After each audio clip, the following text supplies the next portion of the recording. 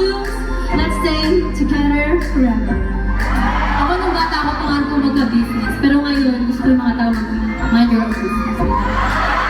Dati pangarap ko lang pupunta dito sa Vancouver. Pero ngayon parang gusto ko mahanap forever ko dito sa Vancouver. Dati gusto ko makapunta nun ng Canada. Pero ngayon gusto ko kasama ka na